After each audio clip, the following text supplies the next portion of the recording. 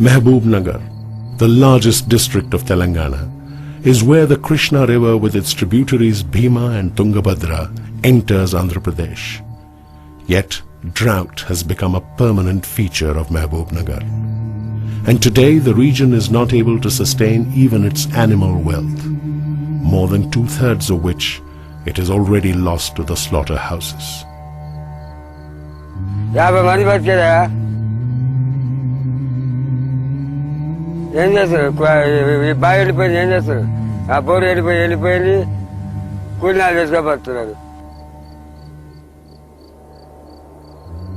The once land-owning farmers are landless laborers now. Almost 14 lakh people migrate from this district every year in search of work, leaving behind their families and their children to fate. Uncared and abandoned, some die of starvation.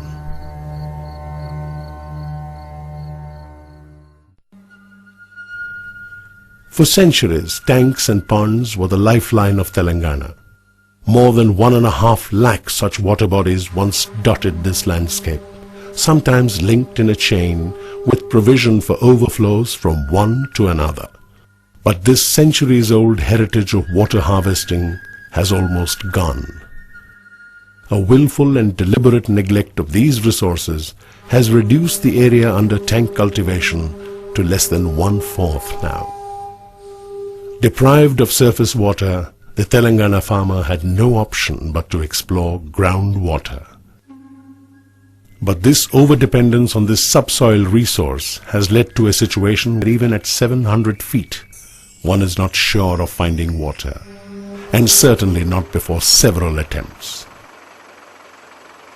The Telangana farmers have sunk more than 20,000 crores of rupees of their own money so far on borewells and pump sets, while the state subsidized the rest of Andhra by diverting surface water and maintaining their projects and canals out of the public fund.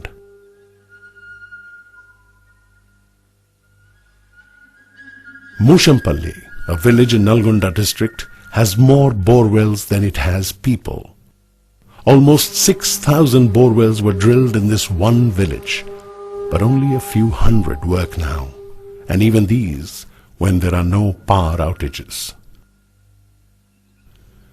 Baira Ram Reddy, the villagers now call him Borewell Reddy, has sunk 56 bores.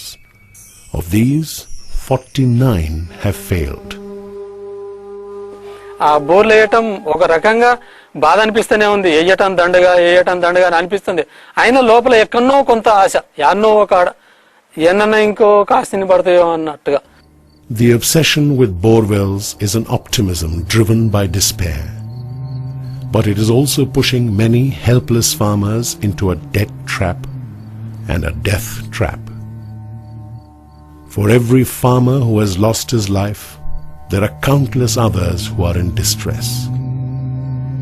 Just another bad season could push many of these fragile lives over the edge. గొంతులకు తాళ్ళు వేసుకొని ఉరి పెట్టుకొని సచ్చే కాలం వచ్చింది sir. మేము ఇంక బతకలేము, ఈ ఉరి పెట్టుకొని సచ్చే కాలం వచ్చింది sir. మేము ఉండి కూడా లాభం లేదు, బతికి లాభం లేదు.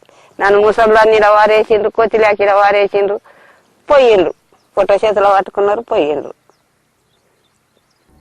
The human tragedy in Telangana continues. Natural fluoride from deep down has now made its way into drinking water, crippling many for life. Thousands of villages with hand pumps as their only source of drinking water are reeling under fluorosis. And more than 2 lakh innocent people, mostly children, have fallen victim to this dreaded disease. బోర్ల నీళ్లు తాగిన కానించి మేము చాలా ఇబ్బందుల పాలవుతున్నాము. చిన్నోళ్ళు, పెద్దోళ్ళు 40 ఏళ్ళు అయితే వాళ్ళకే వయసు మీరిపోయినట్టుగా అయిపోతున్నారండి ఈ నీళ్ళ వలన. Nalgonda, one of the worst fluoride-affected districts in Telangana, is the home of the Nagarjun Sagar reservoir, and yet safe drinking water is a pipe dream for many.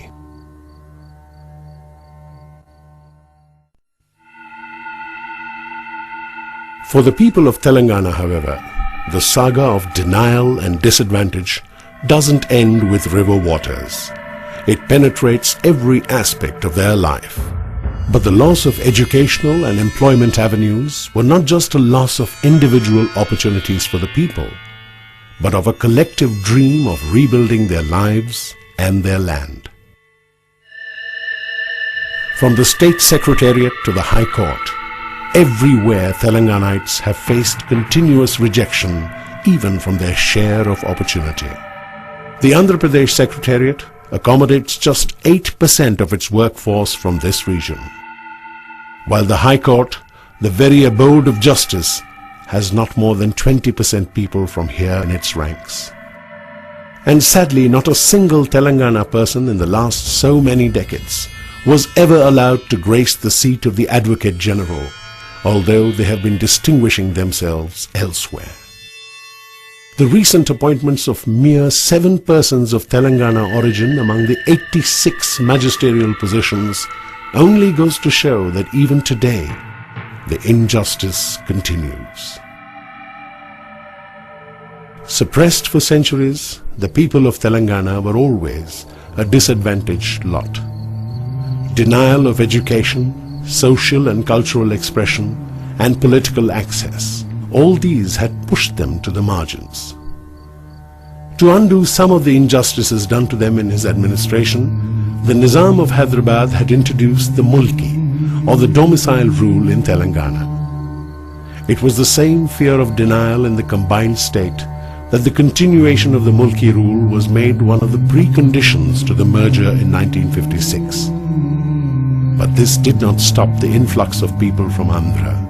Over the years, their numbers rose alarmingly, clogging all the employment opportunities in government and semi-government sectors. Frustrated by such continuous exclusion, the people of Telangana launched an agitation for a separate state in 1969.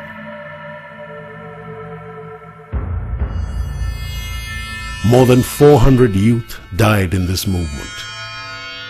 A spate of new accords was signed, orders issued, and formulae devised to pacify the agitating masses. Government orders were issued in 1969 and again in 1985 to repatriate about 82,000 employees who had usurped the jobs of the Telanganites. But none of these were ever implemented.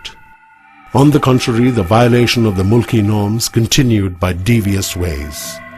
Jobs were doled out to the outsiders by creating autonomous bodies and institutions just to bypass the rule.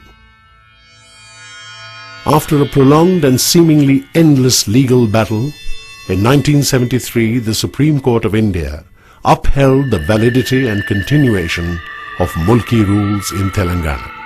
But the Andhra elite reacted violently even to this order of the highest court of the land, and started the Jai Andhra agitation, demanding the withdrawal of all the constitutional protections given to Telangana.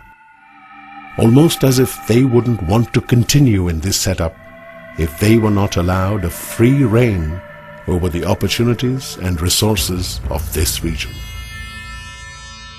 Bowing once again to their pressures, all the safeguards, including the Supreme Court judgment, were nullified through a constitutional amendment. Telangana has been a victim of politics of domination and discrimination, where even the law of the land has failed to protect the rights and the interests of its people. The only hope for Telangana now is to break free of this unfair alliance and seek its destiny in its own land.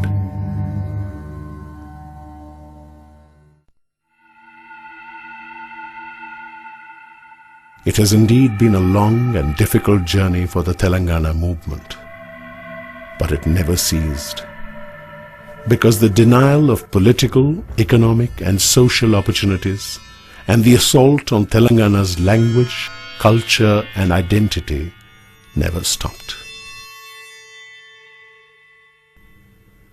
While some people continued to bear their loss and suffering silently, many others have been relentlessly fighting